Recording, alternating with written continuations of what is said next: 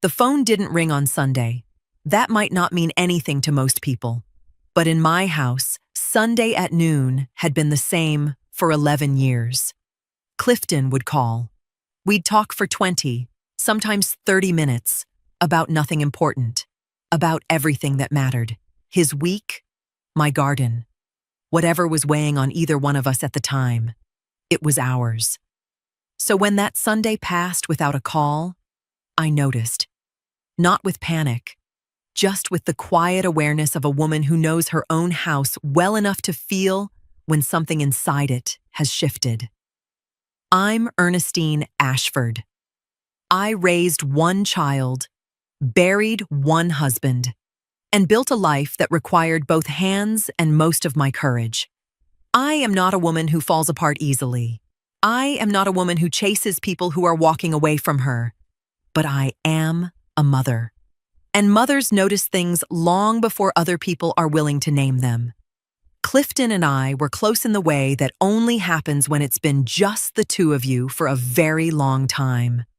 Roosevelt Ashford passed when Clifton was 19, old enough to understand death permanently, young enough that it still reshaped him from the inside out. After that, it was us, building, adjusting, learning how to continue being a family after the center of it disappeared. We did that together. That's what made the distance so precise once it started. I knew exactly what we had, so I knew exactly what was leaving. And it didn't happen all at once. That's important. People always expect betrayal to arrive loudly, but most times it comes quietly enough to be mistaken for ordinary life at first. It was erosion, not explosion. The Sunday calls shifted from weekly to every other week, then once a month. Then whenever Clifton remembered, which slowly became less and less often. My birthday came and went last spring with a text message. 11 words. No call. I remember reading the message 3 separate times before setting my phone face down beside the coffee maker and continuing with my morning, because what exactly is the alternative? At a certain age, dignity becomes instinctive. If you're listening to this late tonight or early in the morning somewhere, go ahead and tell me what time it is down in the comments. I always like knowing who's awake with me for these kinds of stories. The visits were worse. He'd promised to stop by and then something would happen. Work, emergency, traffic, exhaustion, last-minute plans. I stopped asking him to reschedule after the 3rd cancellation because I didn't want to become the kind of mother who turns herself into another obligation her son has to manage emotionally. So I gave him grace. At least that's what I told myself at the time. He's busy. He's building his life. He'll come back around. But grace has a weight to it people rarely discuss honestly. The longer you carry it without anything returning the other direction, the heavier it becomes. And by winter, I was carrying something that no longer felt like grace. It felt like loss, wearing patience as a disguise. The last time I called him before everything changed was a Tuesday evening. Nothing dramatic. I had been making soup and suddenly wanted to hear my son's voice the way mothers sometimes do for no reason beyond instinct. He answered after 4 rings. He was polite. That was the first thing that hurt me. Not cold, not rude, polite. Like a man speaking carefully to someone he no longer relaxes around naturally. He answered my questions, asked 1 or 2 of his own, paused in the correct places. But the entire conversation felt strangely hollow, like I was speaking to somebody performing familiarity instead of living inside it honestly. I kept waiting for him to arrive fully into the conversation the way he used to. That ease, that warmth, that unconscious closeness that exists between people who still feel emotionally safe with each other. It never came. At one point, I heard a woman's voice faintly in the background, and Clifton lowered his own voice immediately afterward, without explaining why. A small thing, tiny. But mothers survive on tiny things. Then right before we hung up, I told him I missed him. There was a pause. Not long enough for most people to notice. Long enough for me. Then he said, "Yeah, things have just been busy lately." Yeah, not. I miss you too. I sat at my kitchen table for a long time after the call ended. Not crying, just thinking. Because something inside that conversation had unsettled me deeper than disappointment. This no longer felt like ordinary distance, or adulthood, or grief finally settling differently with age. It felt constructed, like somebody had slowly moved into the space between my son and me, and rearranged the furniture carefully enough that by the time I noticed, nothing inside the relationship was sitting where it used to anymore. And whoever had done it patiently. It was 2:17 in the morning when I stopped pretending I was going to sleep. I got up, wrapped myself in the robe Roosevelt Ashford bought me the Christmas before he passed, and sat in the chair by the window, not crying, not praying yet, just sitting with everything I had been too busy to look at directly. Because that is what the middle of the night does. It removes every excuse you've been using to avoid the thing you already know. I started going back. 3 months before the calls stopped coming regularly, Clifton had phoned on a Wednesday afternoon. Unusual for him, he was a Sunday caller, consistent as a clock. I remember being pleased by the surprise of it. We talked for maybe 10 minutes before I heard it. A laugh in the background. Soft, female. He shifted the phone and said it was the television. I let it go because I wanted to. That was my first mistake. Then there was the matter of his opinions. Clifton used to ask me things. What did I think about this decision, that opportunity, a conflict with someone at work? It wasn't dependence. It was the rhythm of a man who valued his mother's read on the world. Somewhere in the middle of last year that stopped completely. Not gradually. It simply stopped. And I noticed, but I filed it under growth, under independence, under him becoming more fully himself. I gave it a generous name and moved on. The comment that stayed with me longest came during one of our shorter calls in the fall. I had mentioned in passing that I'd love to come visit, see his place, take him to dinner. There was a pause before he said it wasn't a good time. But it wasn't the words. It was the layer underneath them, a firmness that didn't belong to him, like he was repeating something he'd been coached to say rather than answering from himself. I had heard that tone before, just never from my son. Kelvin had called twice in the past 6 weeks, Clifton's best friend since they were boys. Easy, warm, always quick with a joke. But both calls felt different from his usual check-ins. Lighter on the surface and heavier underneath. He asked how I was doing with the particular care of someone who already knows the answer isn't good. He didn't say Clifton's name either time, and I noticed that too. A man doesn't avoid his best friend's name in conversation with that friend's mother unless he's trying not to open something he isn't sure how to close. I sat with all of it in that chair until the sky outside began changing color. I know the difference between a son who is busy and a son who has been redirected. I know the difference between distance that comes from life moving fast and distance that has been constructed, built deliberately, maintained carefully, designed to keep me exactly where I was, on the outside of something I didn't have a name for yet. I have survived things in this life that would have finished other women. I survived them by refusing to look away from what was true, even when the truth was ugly and inconvenient and mine alone to carry. I was done looking away. I was going to call Clifton Ashford, not to accuse him, not to make a scene. But because I am his mother and I had spent enough months being patient and gracious and understanding. If I had done something wrong, I deserved to know what it was. And if I hadn't, then I deserved to know that too. He picked up on the third ring. Hey, Ma. Casual. Easy. Like we had spoken yesterday, like nothing between us had shifted at all. That voice, so familiar, so completely his, almost weakened my resolve for a second.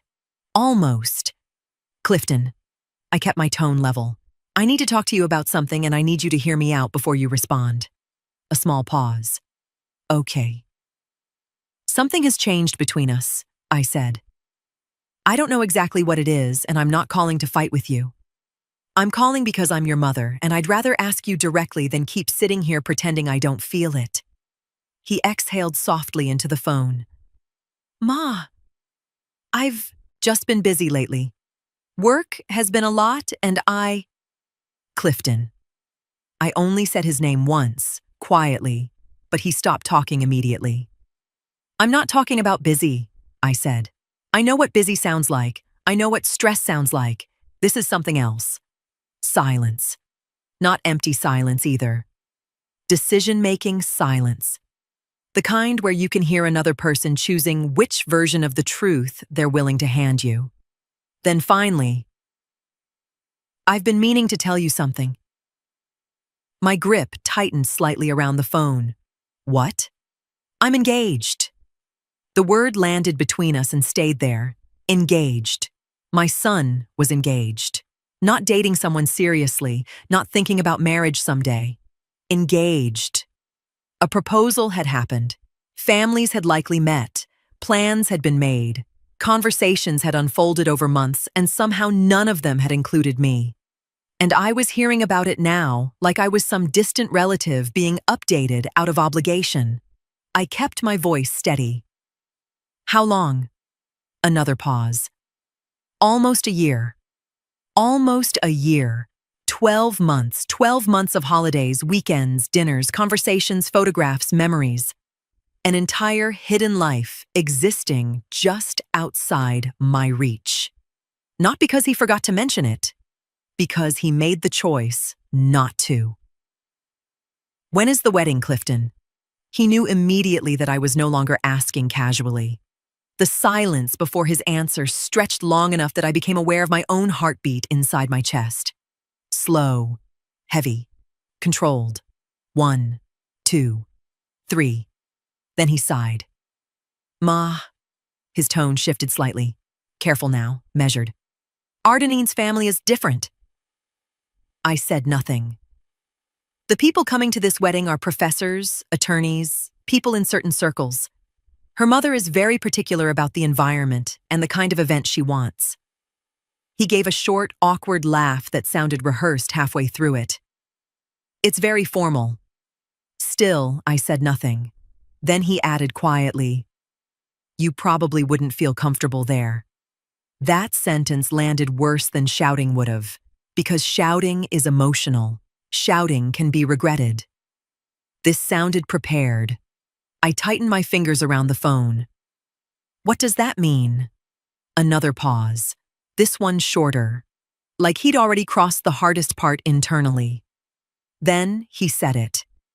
It's only for educated people. Not angry. Not cruel in tone. Worse. Flat. Reasonable. Like he had repeated the sentence enough times somewhere else that it no longer sounded ugly to him anymore. Like somebody had sanded the humanity off it before he ever brought it to me. I closed my eyes slowly. And suddenly, another memory surfaced without warning. 3 years earlier. Clifton, standing in my kitchen after meeting Ardenine's mother for the first time. He had laughed nervously while fixing his tie in the reflection of my microwave door. They're just different, Ma. He'd said back then. Real, polished people. At the time, I thought he sounded impressed. Now, sitting there with that phone pressed against my ear, I realized he had sounded intimidated. I remembered another moment too. Months later. A short phone call where he mentioned taking Ardenine to one of my church fish fries when she first moved to the city. I had asked how she liked it. He hesitated before answering. She said everybody was nice. Everybody was nice. Not the food, not the music, not the people themselves. like she had visited somewhere cultural instead of somewhere human. I hadn't thought much about it then. Now those little moments returned wearing different clothes, and underneath all of it, I could suddenly hear something else very clearly. My son had not arrived at this sentence alone. It's only for educated people. There are insults people throw in anger that disappear once the anger burns off. Then there are insults that arrive already organized, repeated privately until the speaker no longer recognizes the cruelty living inside them. This was the second kind. What stayed with me most afterward wasn't even the sentence itself. It was how naturally he carried it. No stumble, no shame, no moment where he heard himself and pulled back. He said it like a man repeating a conclusion he had slowly been taught to accept. My son said that to me. The woman who worked double shifts after Roosevelt Ashford died so he could finish school without debt. The woman who sat in emergency rooms with him. The woman who learned how to grieve quietly so he would have enough room to grieve loudly. For one brief moment, I almost asked him the question sitting at the center of my chest. Who taught you to be ashamed of me? But I already knew the answer would hurt more than the silence.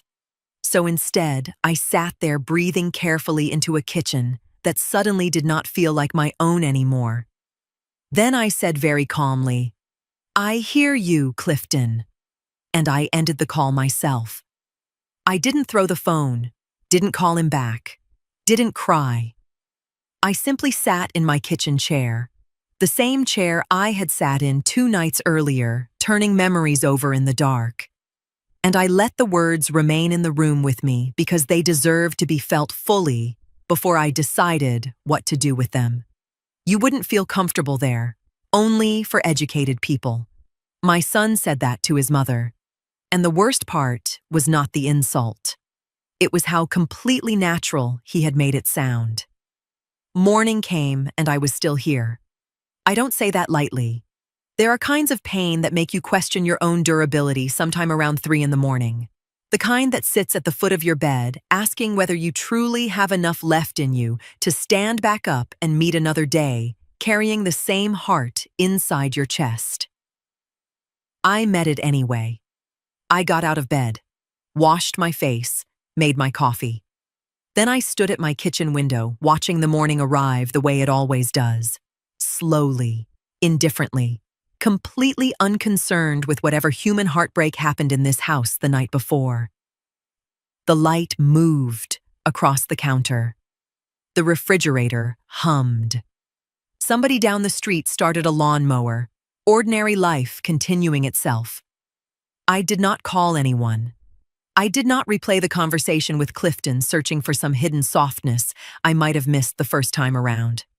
I did not invent alternate versions where he caught himself before saying the words, or apologized immediately after they left his mouth. I simply stood there and allowed myself to be a woman who had just been told she was not educated enough to attend her own son's wedding. Then I went to work on the inside. Not self-pity. I want to be clear about that. What I did that morning was closer to inventory. Because when somebody reduces you to something small long enough, you owe it to yourself to quietly remember the full size of what you actually are. I raised Clifton alone after Roosevelt Ashford passed. Worked 2 jobs the first year because I refused to let my son drag debt behind him into adulthood if I could help it.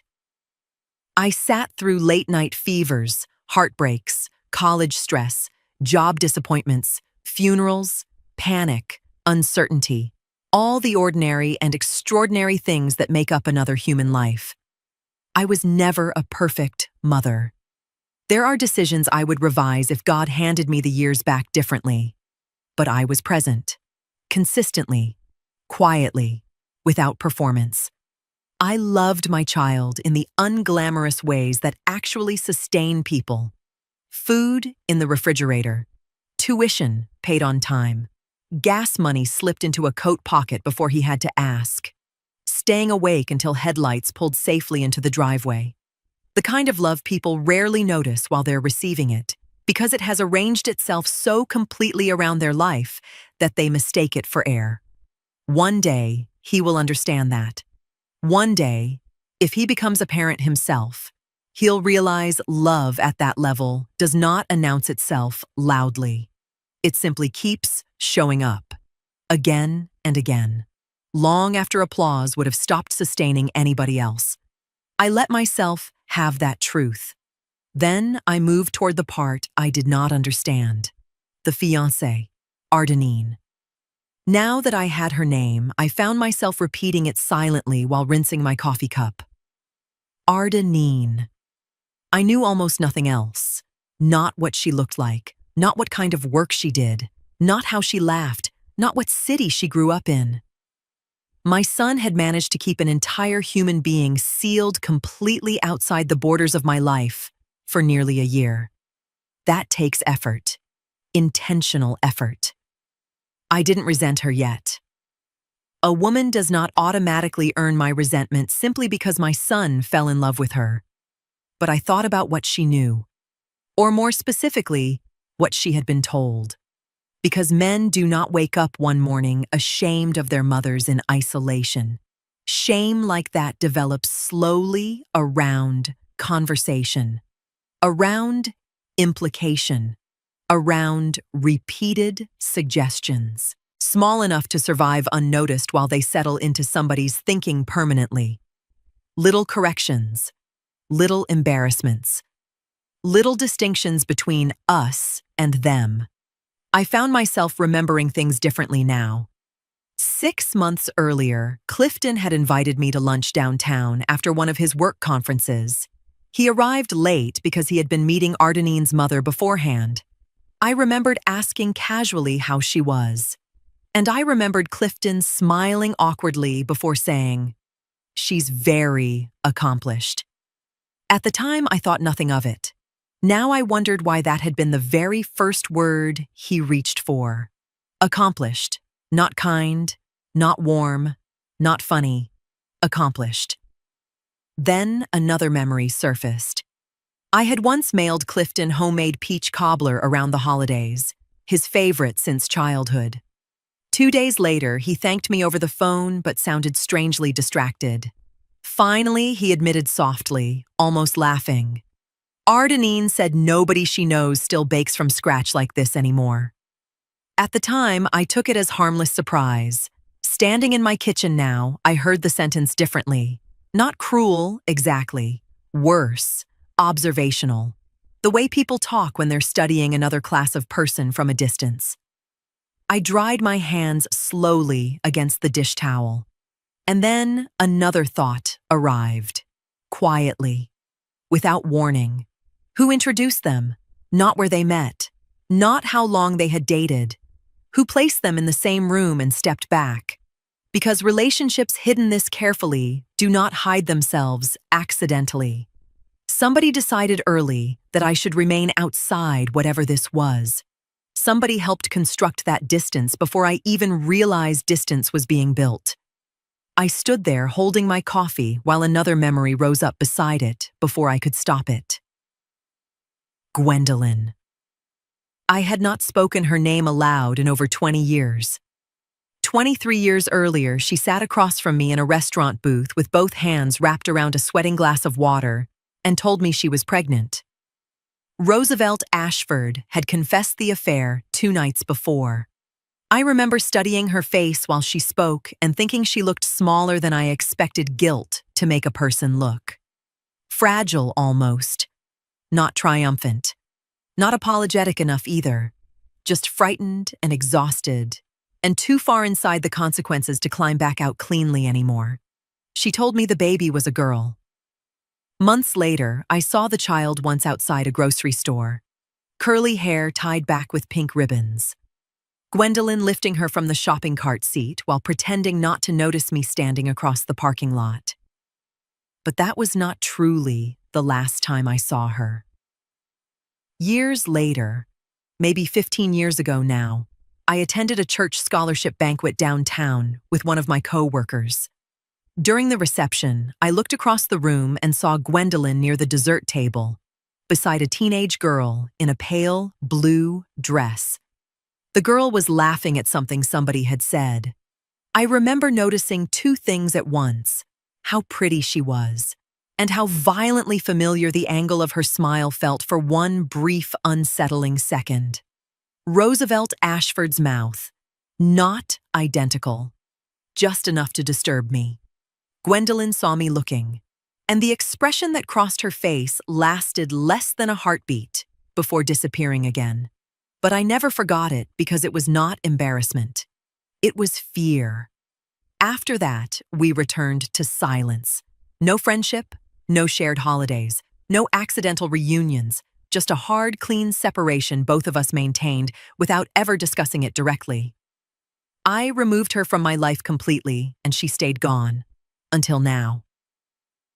I didn't yet understand why those memories had returned standing there in my kitchen. I only knew something underneath this situation had started moving long before Clifton ever picked up that phone. And for the first time since our conversation ended, I felt something settle quietly beside the hurt inside me. Not anger, something colder, something watchful. My phone buzzed on a Thursday afternoon and Kelvin's name came up on the screen. I almost let it go to voicemail.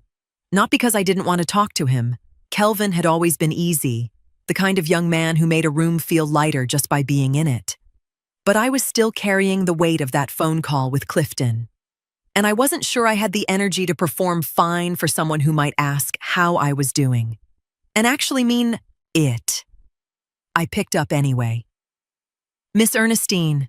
His voice was warm, familiar. The same way he'd spoken to me since he was 17 years old, sitting at my kitchen table, eating whatever I had made that evening. Just wanted to check in on you. I'm here, I said. Which was true, if not complete. We talked the way we used to. Easy, without agenda. He asked about my garden, mentioned a mutual memory, laughed at something small. But underneath the warmth, I felt it. The same thing I had heard in his previous calls. A carefulness.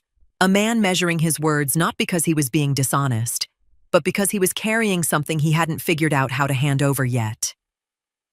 I let the conversation breathe. I didn't push. I have learned in this life that the truth arrives faster when you don't chase it. Miss Ernestine, he said finally, and the shift in his tone was small, but I caught it. Can I ask you something straight? You can always ask me straight, Kelvin. Has Clifton talked to you? About what's happening with him? He has, I said carefully. Some of it. Another pause. Then, the wedding is in 3 weeks. I don't think you know where it is. The room got very quiet. I didn't respond immediately, and he took that as permission to continue. It was set up that way, he said, deliberately.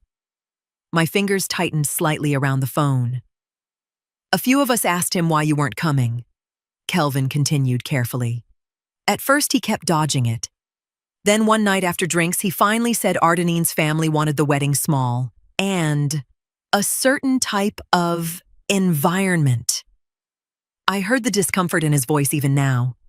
He said it wasn't really your scene. Not your scene. The polished version of the same insult. You were never supposed to know the venue, he said quietly. Then I heard him make a decision. It's at Hargrove Hall, off Montclair Avenue, Saturday the 14th, 2 o'clock. I wrote it down even though I knew I wouldn't forget it. Kelvin. I kept my voice steady. Why are you telling me this? He exhaled slowly. Because I've been watching him. His voice dropped lower. And none of this feels real. I stayed quiet. A few weeks ago, we were in the car and one of those old soul songs you used to play came on. The ones y'all used to clean the house to when we were kids. A small, humorless laugh escaped him. Clifton reached over and cut it off so fast it almost scared me. He paused. But before he did, I saw his face. Something in my chest shifted. That's not a man who stopped loving his mother, Kelvin said softly. That's a man trying real hard to become somebody else, because somebody convinced him the old version of himself wasn't good enough anymore. He said it carefully, like he had been carrying it around for weeks, trying to decide whether saying it out loud would betray his friend or save him. I kept thinking he'd come to his senses before the wedding, he admitted. But every time your name came up, he got colder. Not angry, just rehearsed. That word stayed with me. Rehearsed. If you show up, Kelvin said quietly, I think something in him will crack. I really do. I didn't answer immediately. Not because I disagreed, because part of me was afraid he might be right. I told him I appreciated him. I told him he was a good friend. And then I got off the phone and sat at my kitchen table with a piece of paper in front of me. Hargrove Hall, Montclair Avenue, Saturday the 14th, 2 o'clock.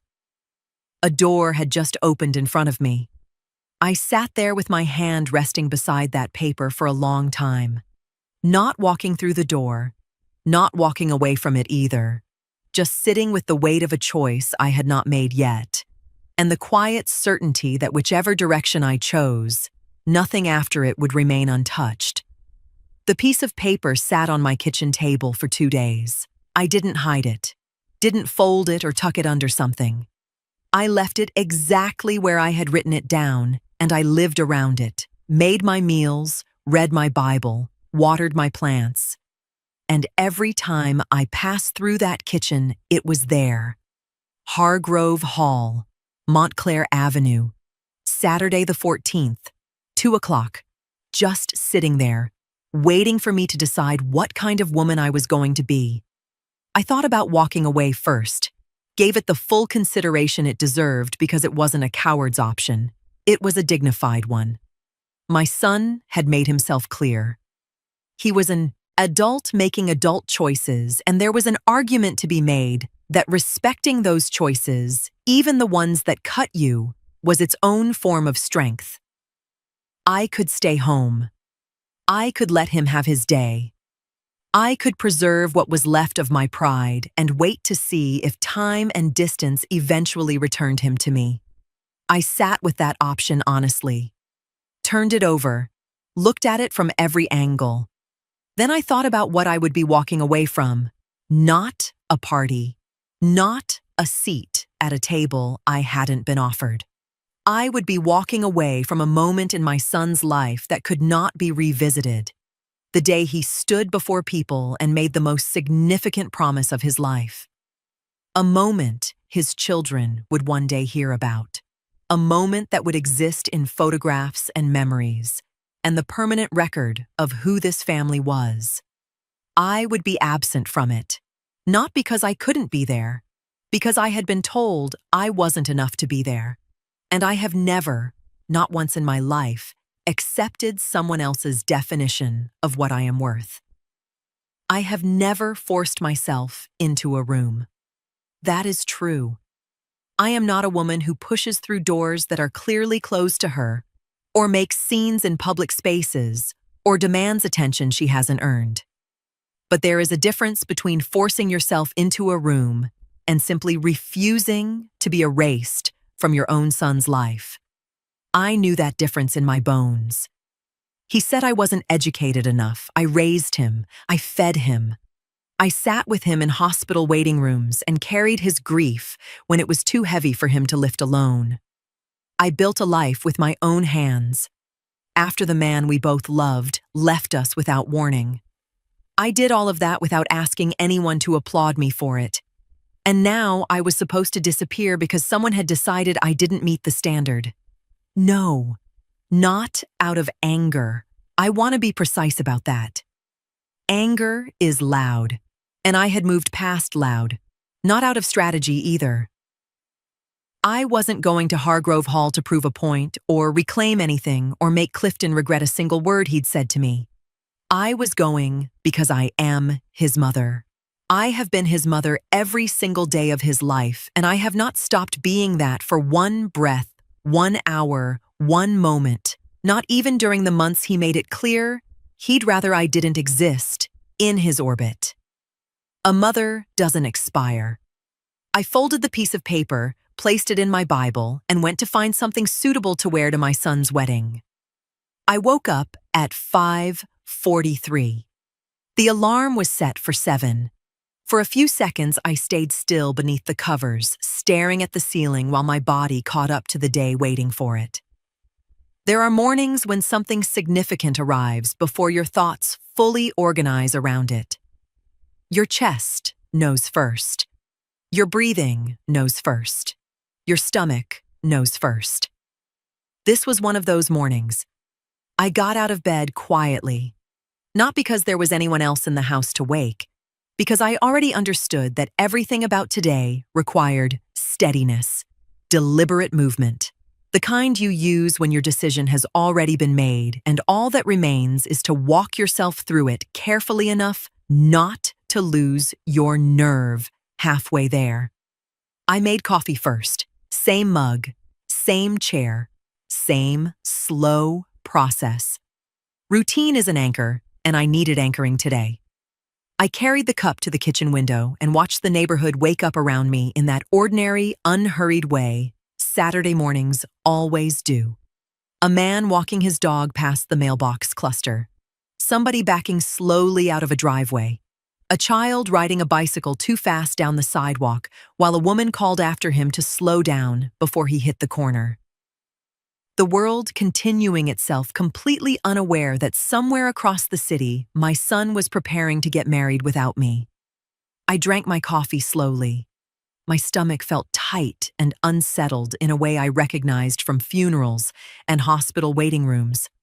I managed half a piece of toast because I knew driving on an empty stomach would make the shaking worse later, and I did not intend to arrive at Hargrove Hall looking fragile. Then I went to get dressed. The dress hanging at the end of my closet was deep plum. Not flashy, not mournful either. Structured, elegant, quietly expensive in the way clothes become when they've been chosen carefully instead of loudly. When I put it on and stood fully upright, it communicated exactly what I needed it to communicate. That I belonged anywhere I chose to stand. That I had not spent my life shrinking myself for other people's comfort. I fastened the pearls Roosevelt Ashford gave me on our 15th anniversary and paused briefly at the mirror while securing the clasp. The memory arrived unexpectedly then. Roosevelt Ashford standing behind me in this same bedroom all those years ago, fastening those pearls around my neck himself because my nails were wet, and I kept smudging them trying to do it alone. "You always rush everything." He'd laughed softly against my shoulder. I closed my eyes for 1 second after the memory passed, then opened them again. Because today was not the day to fall backward into ghosts. I studied my reflection quietly. The lines that had not been there 20 years ago. The eyes that had seen more than they were ever supposed to. The mouth that had learned over time that dignity and silence are not the same thing. I did not give myself a speech. I am not that kind of woman. I simply made a quiet agreement with the woman standing in front of me.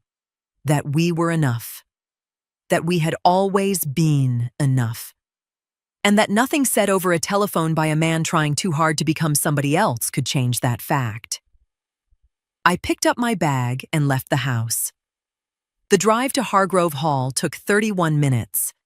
I know because I watched the dashboard clock in a way I normally don't. Not anxiously exactly. Precisely.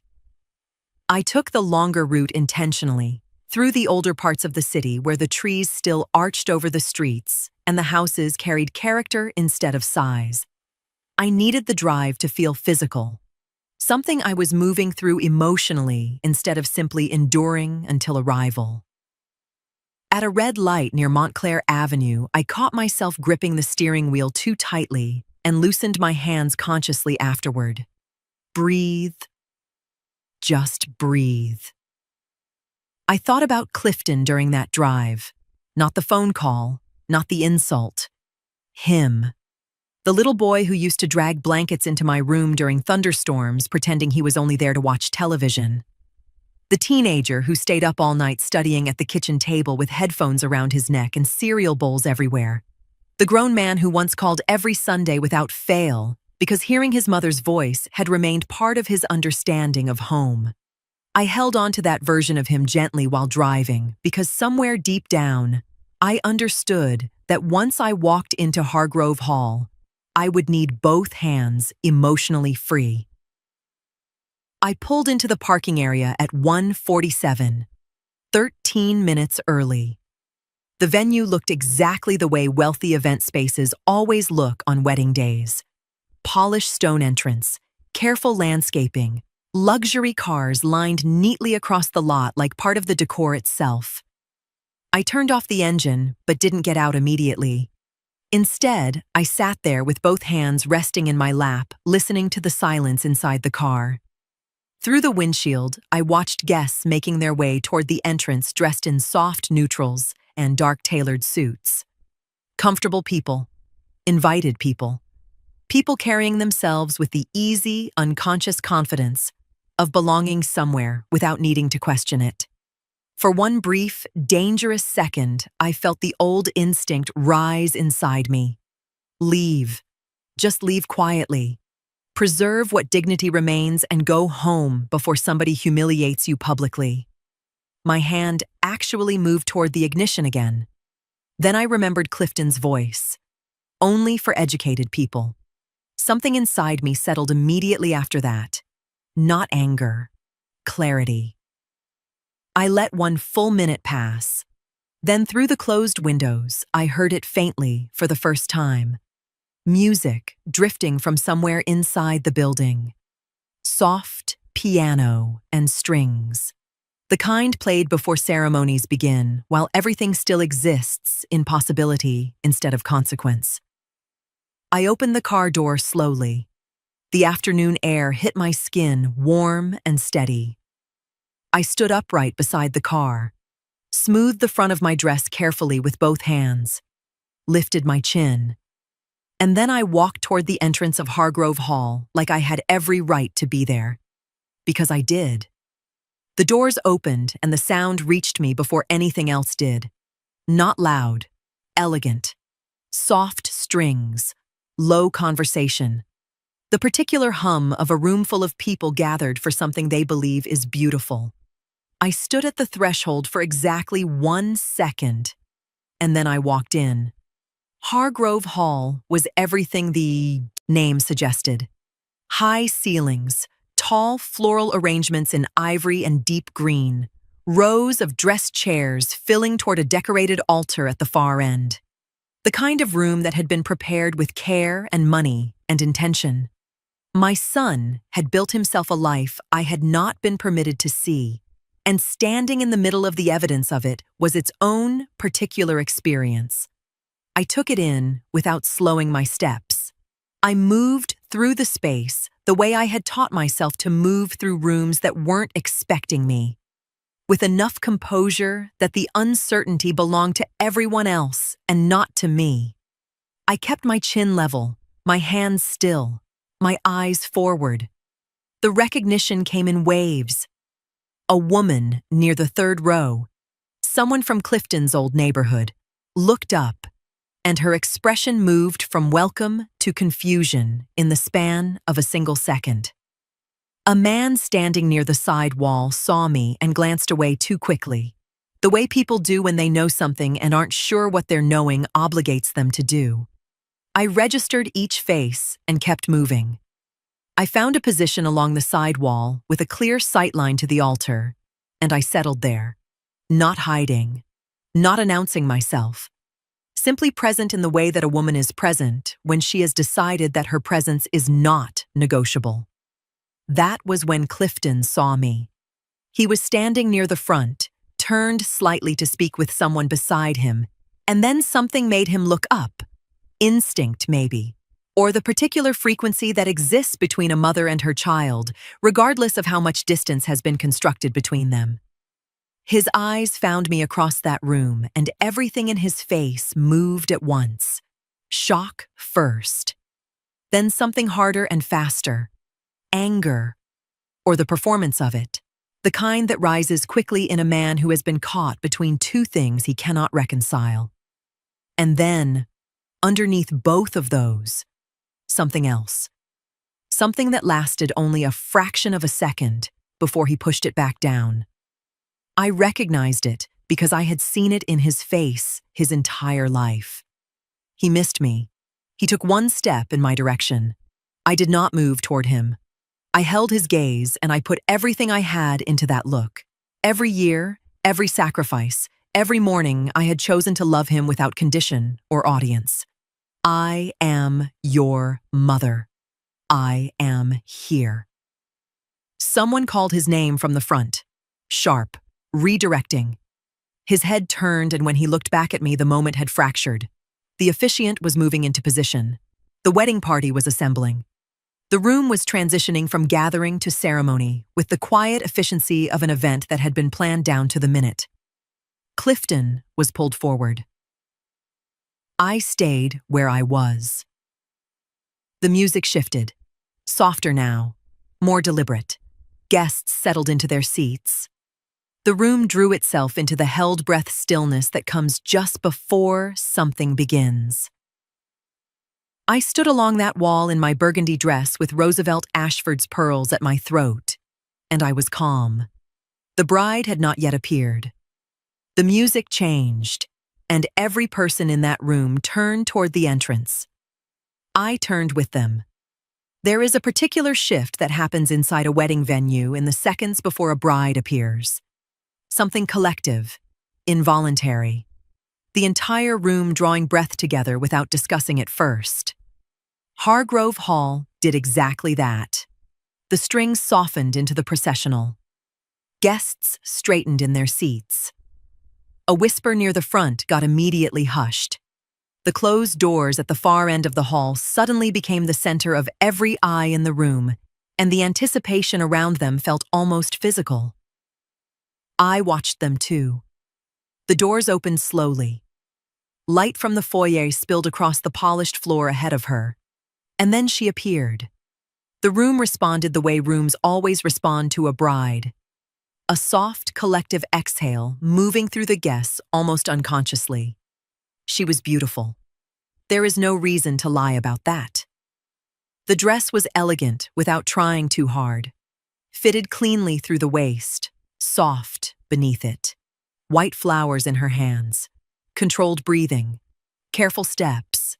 The face of a young woman trying very hard not to cry before reaching the altar. And for one suspended second, I was simply looking at my son's bride.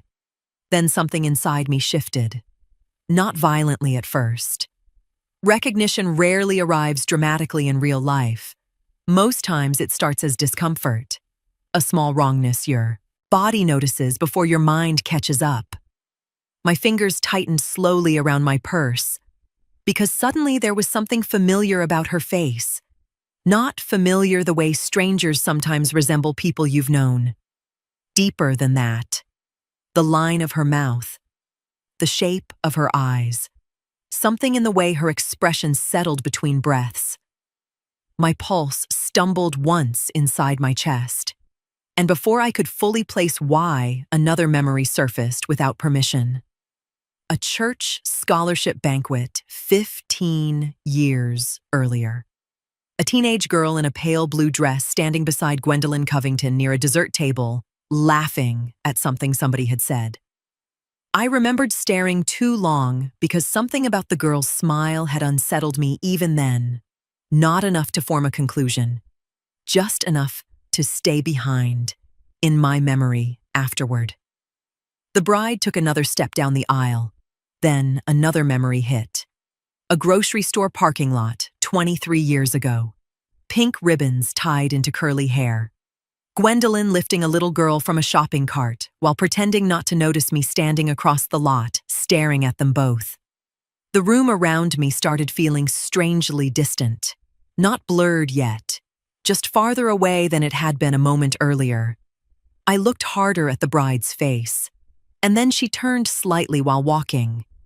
That was when Roosevelt Ashford appeared. Not all of him. Not some impossible identical resemblance that only exists in television dramas. Something much smaller, much more intimate, which made it infinitely worse. The angle of her brow lifting before looking up. The exact tightening at one corner of her mouth when too many eyes were on her at once. A nervous habit. Roosevelt Ashford used to do the same thing at church anniversaries whenever somebody called him unexpectedly to the podium. Tiny movement. Barely noticeable unless you loved him long enough to catalog the unconscious things. I had. My stomach dropped so suddenly I had to steady myself against the side of the chair beside me. Heat rushed out of my body all at once. No. My mind said the word immediately. No. But memory had already started connecting itself faster than I could interrupt it. Gwendolyn's daughter, the teenage girl from the banquet, the child from the grocery store, Roosevelt Ashford's daughter, walking down the aisle toward Clifton. My son. A sharp pressure slammed into the center of my chest so hard, I genuinely thought for one terrifying second that I might collapse right there in the middle of Hargrove Hall. The edges of the room tilted slightly. I locked my knees instinctively to steady myself. Somebody near the front smiled toward the bride. A woman dabbed tears carefully beneath her eyes. The officiant adjusted his posture. Normal wedding movements continuing all around me while something catastrophic rearranged itself inside my body. And then came the final realization. Not emotional. Practical. Ardenine Covington. Covington. Not Ashford. Roosevelt. Ashford never publicly acknowledged her, never gave her his surname, never brought her into our world, which meant Clifton would have had no reason to connect her to his father, no reason to suspect anything beyond a woman he met through social circles carefully arranged around him. And if Gwendolyn kept Roosevelt Ashford's name buried inside her house all these years, dear God. I looked at the bride again. Really looked. And I knew immediately she did not know. There was no fear in her face, no calculation, no performance, just nerves, happiness, love. The fragile, glowing expression of a woman standing at what she believes is the beginning of her life. She was innocent. That realization tore through me harder than the rest of it. Because innocence meant somebody else carried the truth already. Somebody else had known exactly what this was while allowing her to walk toward it anyway. My eyes moved through the seated guests before my thoughts had fully formed. Searching. And then I saw her. Fourth row, left side, Gwendolyn Covington. Still. Too still. Not emotional like the other mothers in the room. Not teary-eyed. Not smiling proudly. Watching. Just watching. Watching her daughter walk toward my son with a face so controlled it stopped being natural. And in that instant, every remaining doubt inside me died completely. My body reacted before my mind did. My breathing shortened sharply, my chest tightened. A violent wave of nausea rolled upward so suddenly I covered my mouth with one hand. The room tilted again. I remember hearing the music continue for another 2 or 3 seconds while my body fought desperately to contain what my mind had finally understood. But there are truths the human body rejects before dignity has time to intervene. The sound that tore out of me came from somewhere beneath thought itself, beneath restraint, beneath pride, beneath 23 years of silence packed down so tightly I had almost convinced myself it no longer existed. It ripped out of my chest before I could stop it. A raw, broken scream that didn't even sound human to my own ears. The music stopped instantly. Somebody gasped. A chair scraped violently across the floor. Every head in the room turned toward me at once, and the entire wedding went still. The silence lasted 3 full seconds. I know because I counted them without meaning to. 1, 2, 3. And inside those 3 seconds, the entire room existed in suspension, like a glass knocked from the edge of a table that has not yet reached the floor. Every face turned toward me. Every body frozen exactly where it had been when that sound tore out of my chest. The bride stood motionless in the aisle, clutching her flowers. The officiant remained beside the altar with one hand half raised from the ceremony book. My son stood at the front, staring at me like he no longer recognized what he was looking at. Nobody moved. Then the glass hit the floor. The room broke in pieces instead of all at once. A bridesmaid near the front grabbed the arm of the woman beside her instinctively, like her body needed something solid before her mind understood why. Somebody in the back stood too quickly and struck a chair hard enough for it to scrape violently across the polished floor. A low wave of whispers spread unevenly through the guests, confused, frightened, curious, not understanding yet, just reacting.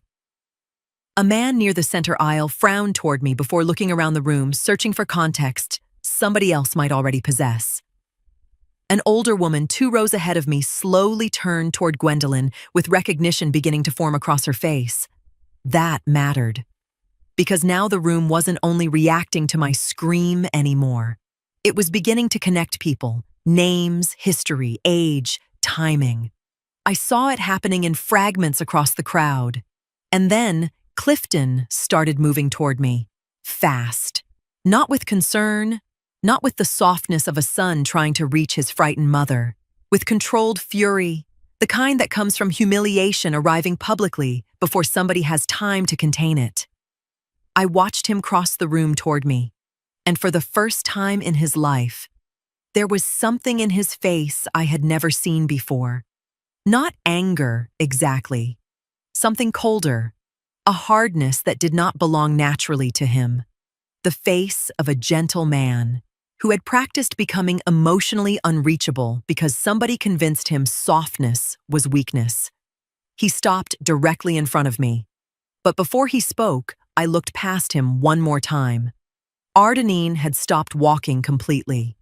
She still held her flowers with both hands, but her fingers had tightened around the stems hard enough that several petals had bent beneath her grip. Her face had not reached understanding yet. That was the terrible part. She was still standing in the space between confusion and truth, open, vulnerable, waiting for somebody to explain why an older woman had just screamed at the sight of her walking toward the altar. There was no performance in her expression. No guilt, no fear. She genuinely did not know. Then my eyes moved farther left, toward the 4th row, toward Gwendolyn Covington, and suddenly the room around her made sense in a way it hadn't 30 seconds earlier, because everybody else was reacting. Everybody else was whispering or turning or shifting or searching somebody else's face for explanation. But not Gwendolyn. She sat perfectly still. Too still, hands folded tightly in her lap, back straight, face controlled, not shocked, not confused, controlled. And I realized with absolute certainty that I was looking at a woman who had rehearsed this possibility in her mind long before today. Maybe not this exact moment, maybe not my scream, but exposure, discovery, collapse. She had prepared internally for survival long before she walked into Hargrove Hall. Our eyes met fully, for the first time in over 20 years. And something passed across her face then. Not surprise, recognition, fear, real fear. Not fear for herself either. Fear because she knew immediately that I knew. And that meant the lie had reached the end of itself. She looked away first. Clifton reached me a second later. "What are you doing?" Not a question. A demand forced quietly through clenched teeth. "You need to leave. Right now." His voice was low enough that he clearly believed only I could hear him. But tension changes volume inside a room. People nearby had already fallen silent, trying to listen without appearing obvious about it. The wedding guests were watching us now. The officiant was watching. The musicians had lowered their instruments completely. Ardenine was watching from the center aisle with growing fear in her eyes. And Gwendolyn was watching without appearing to. I looked at my son. Really looked at him. My child. The little boy who used to fall asleep against my shoulder during long church services. The teenager who cried in the hospital hallway after Roosevelt Ashford died because he thought grief made him weak if anybody saw it directly. The grown man who once called me every Sunday just to hear my voice while eating leftovers in his apartment. And standing in front of me now was that same boy inside a body, trying desperately to become somebody harder. "You are embarrassing me," he whispered sharply. The words hit me strangely, not because they hurt worse than the phone call, because suddenly I understood something terrifying. He still believed this moment could be controlled if I simply cooperated long enough. He still thought the disaster in this room was my behavior, not the truth itself. And behind him, Ardenine shifted slightly where she stood in the aisle. I saw her eyes move between my face and Gwendolyn's, then toward Clifton, then back toward me again. Searching. Her breathing had changed now. Faster. Because some deep instinct inside her had finally realized this room contained information about her life that everybody else somehow understood before she did. A man near the front suddenly said quietly to the woman beside him, "Covington?" Very softly, but in a silent room, softly travels. The woman beside him looked immediately toward Gwendolyn, then toward Ardenine, then slowly toward Clifton. And I watched realization begin crawling through another face. The room was starting to wake up. Clifton stepped closer to me. "Ma," he hissed, "please, please." Not because he thought I was wrong, because he was afraid. And underneath all his anger and embarrassment and rehearsed coldness, I saw it clearly, for the first time since entering Hargrove Hall. He had no idea what was happening. None. Which meant the only people who walked into this room carrying the full truth were me. And Gwendolyn Covington. The weight of 23 years shifted heavily inside my chest then. All the silence, all the buried humiliation, all the decisions made in darkness and carried alone afterward.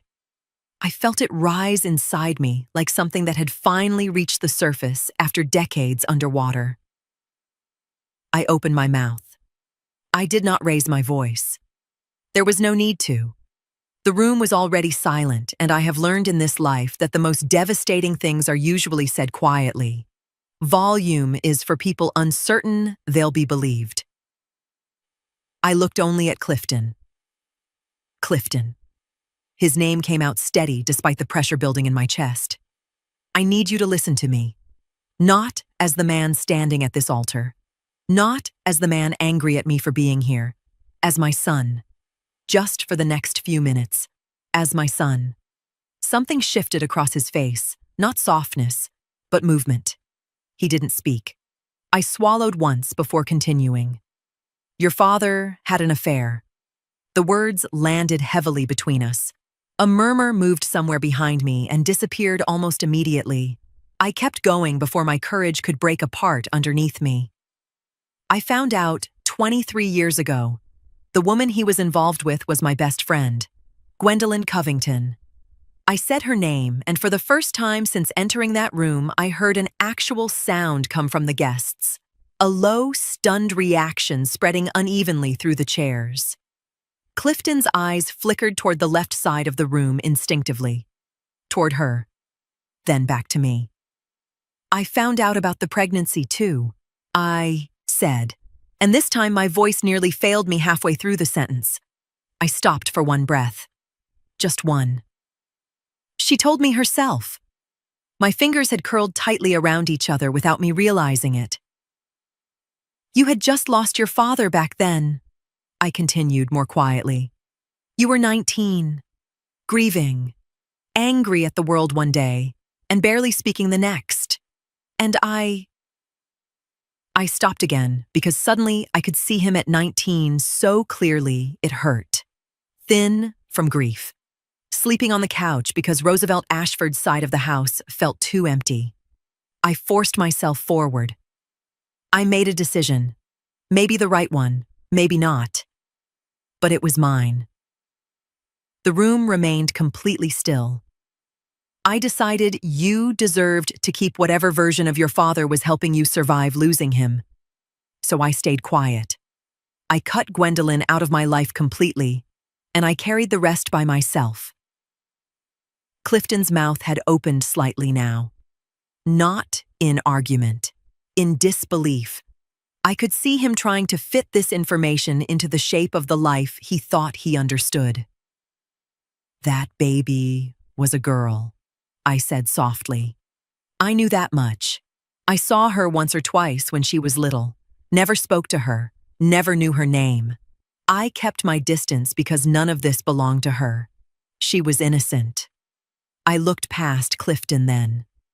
At Ardenine, still standing in the aisle, holding her flowers with both hands like she no longer understood what they were for. And something inside me cracked a little wider at the sight of her. When I spoke again, my voice came rougher than before. The young woman standing there? I paused because suddenly the sentence felt too terrible to say cleanly. Clifton. That girl is Roosevelt Ashford's daughter. The words fell into the room like something heavy breaking through water. She is your father's child. Clifton stared at me. I watched the understanding begin trying to form behind his eyes and fail the first time it reached for shape. Then I said the part that finally shattered him. Which means, she is your sister. Nobody moved. Nobody even breathed correctly. I looked at Ardenine again and felt my throat tighten unexpectedly. I do not believe that child knew, I said, quieter now. I don't. I believe she walked into this room innocent. Then slowly, finally, I turned my head toward the fourth row, toward Gwendolyn. But her mother knew. The silence afterward did not feel normal anymore. It felt alive, pressurized, like the room itself was struggling to hold the weight of what had just been placed inside it. Clifton's face had gone somewhere beyond shock now. Beyond anger, too. Into something emptier and far more frightening.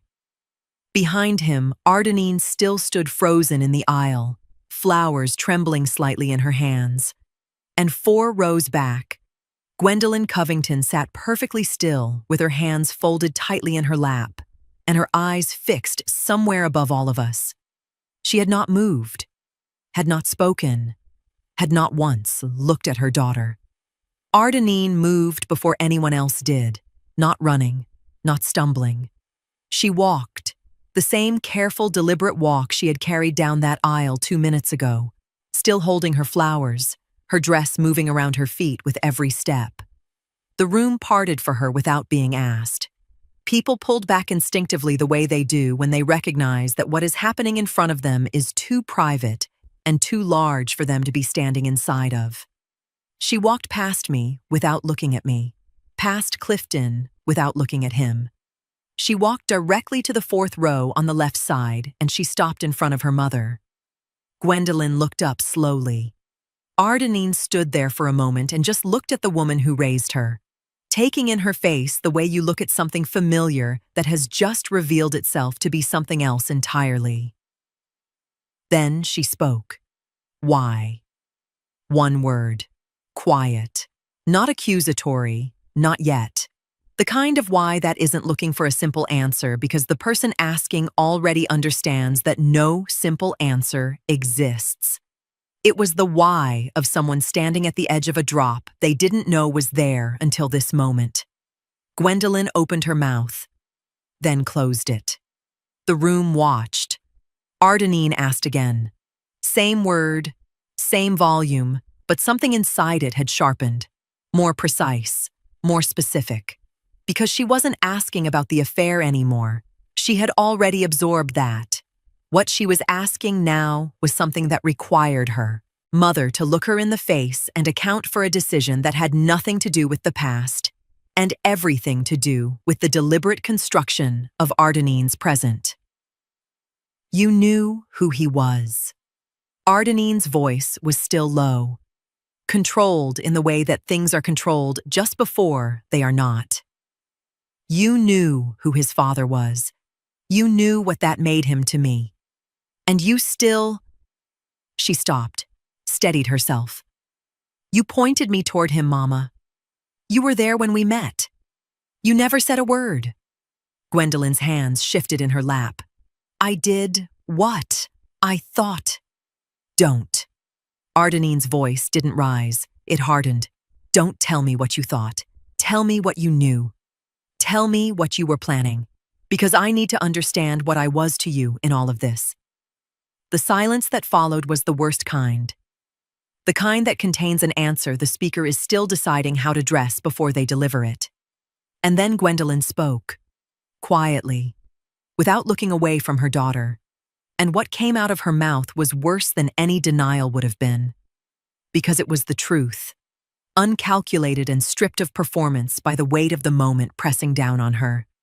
She had known. She had always known. She had been in that room when they met, and she had said nothing and done nothing, because she had looked at Clifton Ashford and seen not a man her daughter was falling in love with, but a position, a name, a legal connection that, if the marriage held long enough, could eventually unlock what Roosevelt Ashford had never given Ardenine in life. Acknowledgement, acclaim, a share of something that had always belonged partly to her by blood and never by law. Ardenine's flowers hit the floor, not thrown, simply released. Her hands opened at her sides and they fell, and she did not look down at them. She was looking at her mother, and now she understood exactly what she had been brought here to be.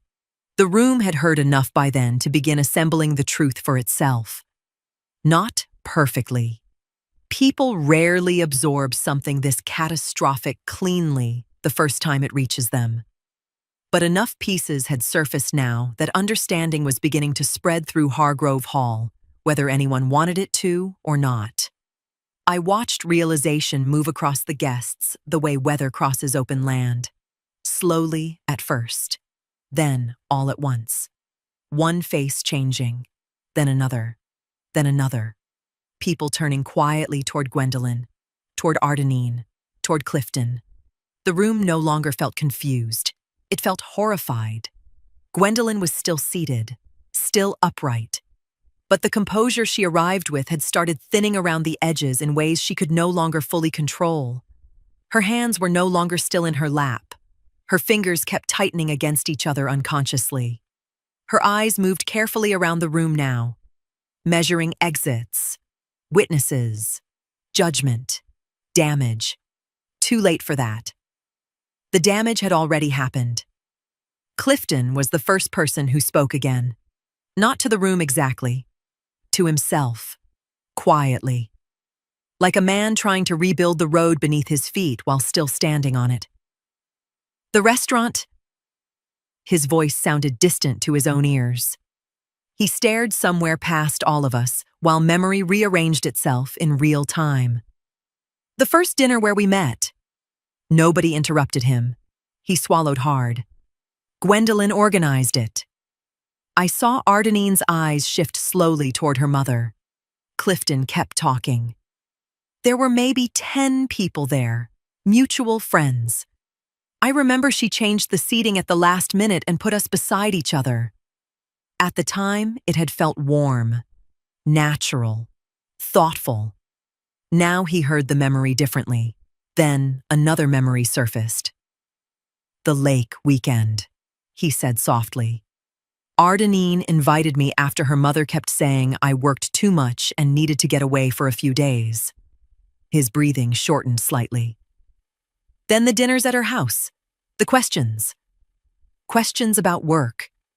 Questions about long-term plans. Questions about family property. Questions about Roosevelt Ashford.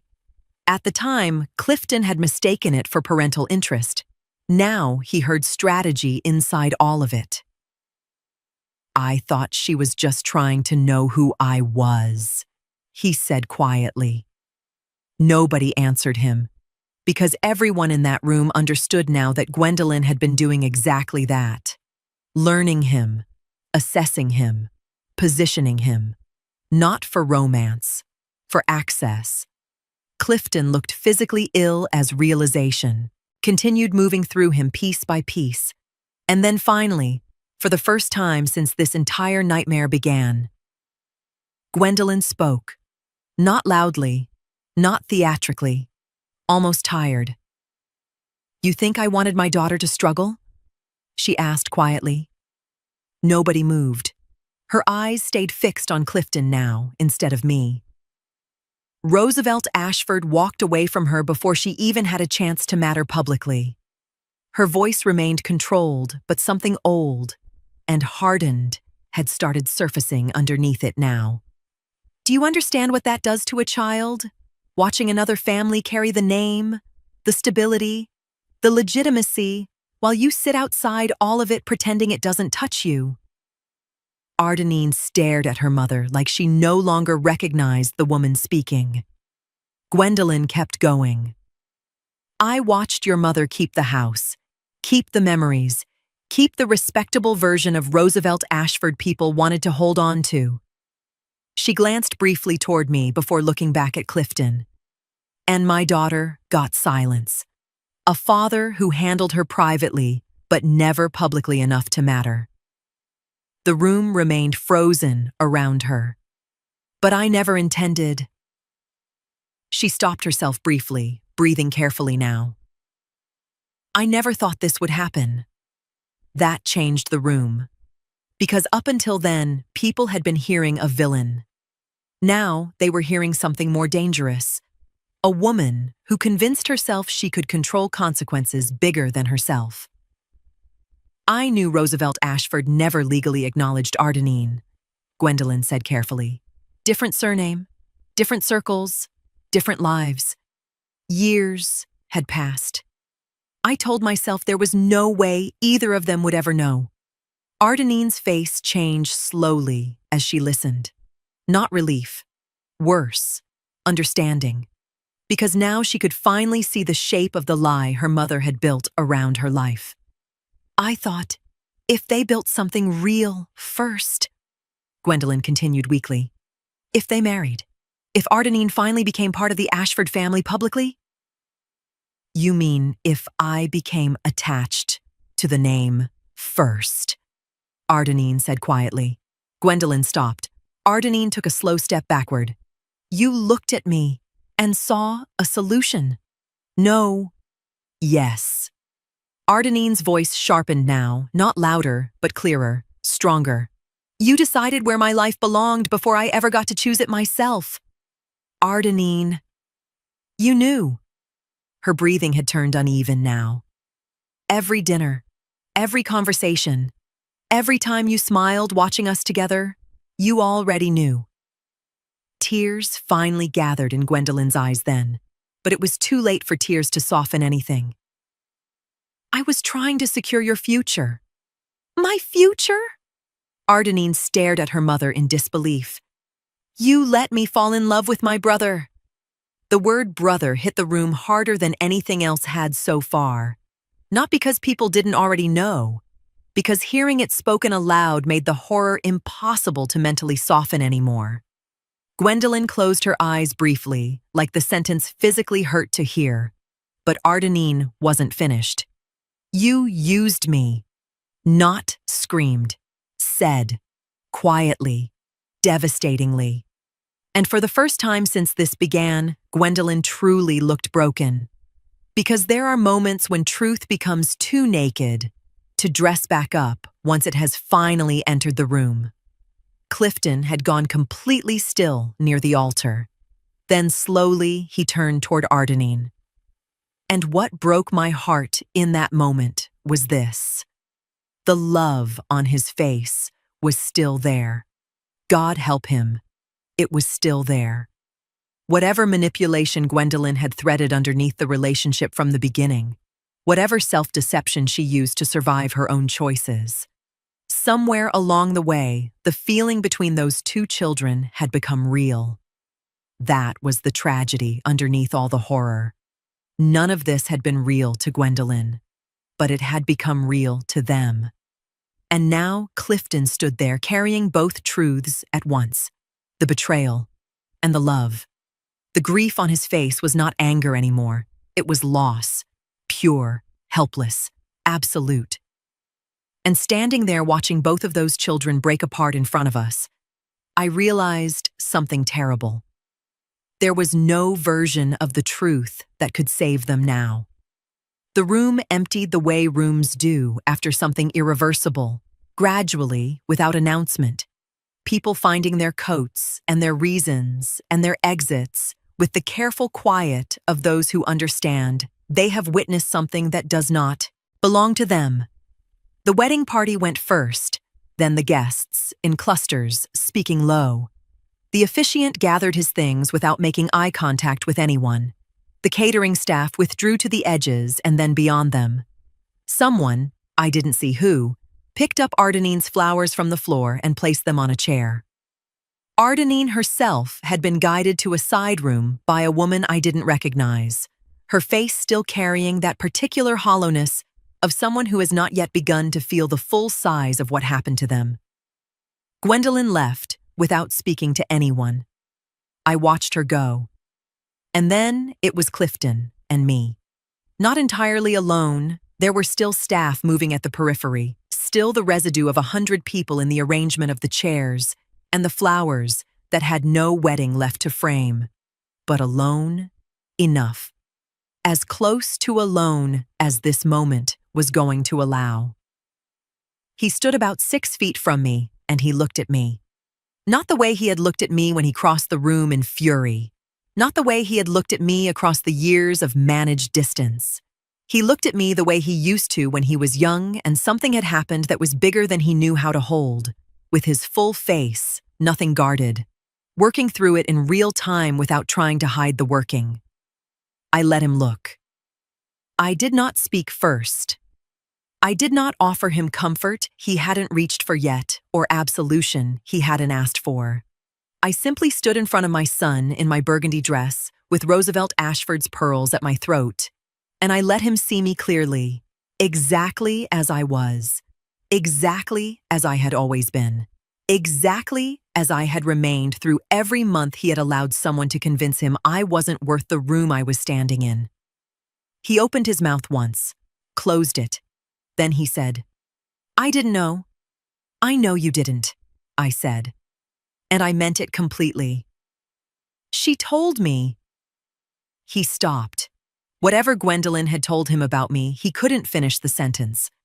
Maybe because saying it out loud now, in this room, with everything that had just happened rearranging the context around every memory he had, made it impossible to deliver. Clifton.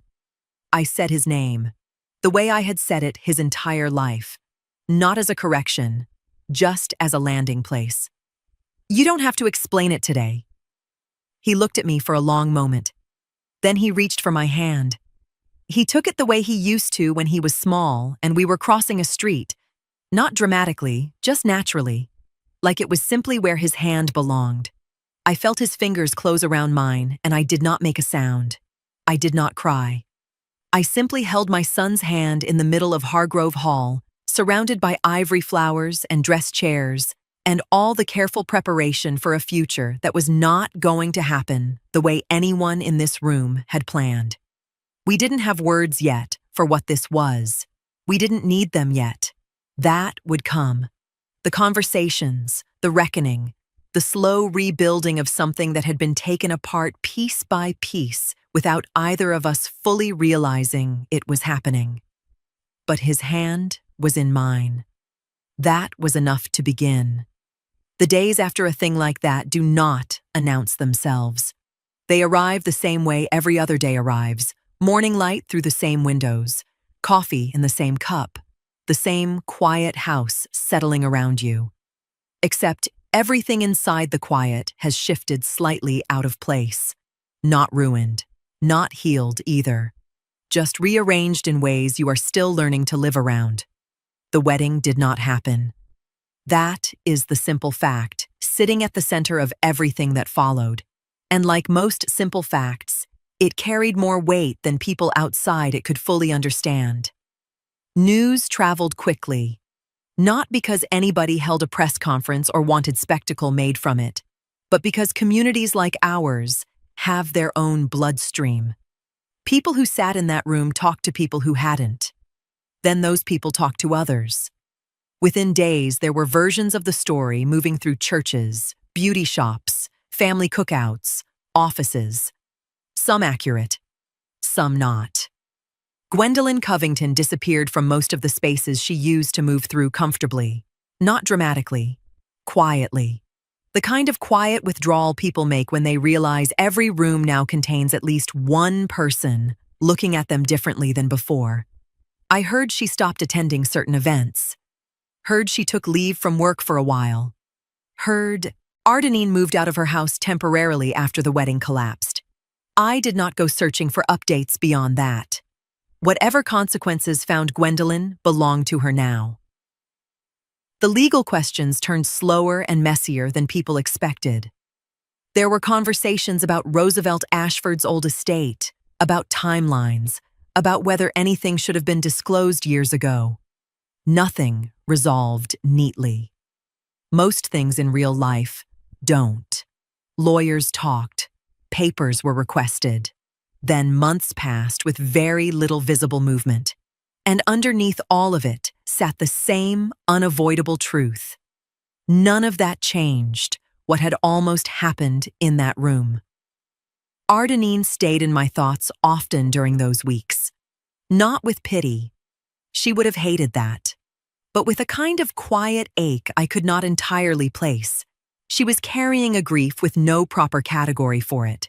Not just the loss of a relationship, the loss of certainty, of identity, of trust in the person who raised her. There are wounds that arrive all at once. Then there are wounds that keep introducing themselves slowly for years afterward. I suspected hers would be the second kind. Clifton called me 4 days after the wedding. Then again, 3 days later. The first few conversations were awkward in places. Long silences, half-finished thoughts. You could hear both of us trying to step carefully around broken glass, neither one of us fully understood yet. We were not repaired. I want to be precise about that. Repair is not built from one apology or one emotional moment in a ruined wedding hall. But we were trying, and trying matters. Sometimes that is the first honest thing two people can offer each other after damage. He never finished that sentence from the wedding. The one about what Gwendolyn had told him about me over the years. I did not push him to. Some truths come out cleaner when they arrive on their own time instead of being dragged into daylight before they're ready. I think he still carries shame about it. I think I still carry hurt. Both things can exist together. I did not plan any of what happened at Hargrove Hall. I bought a dress. I got in my car. I walked through a door I had been told was not meant for me. Everything that came through that door afterward, the truth, the exposure, the collapse of carefully maintained lies, none of that was strategy. None of it was revenge. It was simply what happened when silence finally reached the end of itself. I am sitting in my kitchen now as I think about all of it. Same chair, same window, same morning light stretching itself slowly across the counter the way it always has. The house is still quiet, but it no longer feels like the quiet of being erased. For the first time in a very long time, it feels like the quiet of surviving.